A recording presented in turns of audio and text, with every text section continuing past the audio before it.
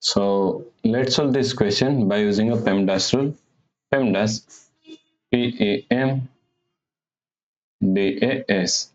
According to PEMDAS, first priority is parenthesis, second priority is exponents, third priority is multiplication and division.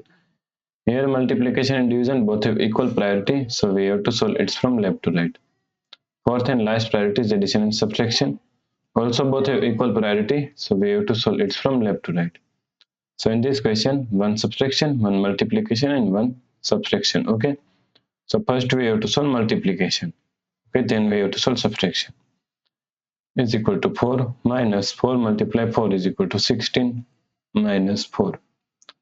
Now here we have two subtraction and both have equal priority. So we have to solve it from left to right. So first we have to solve this subtraction.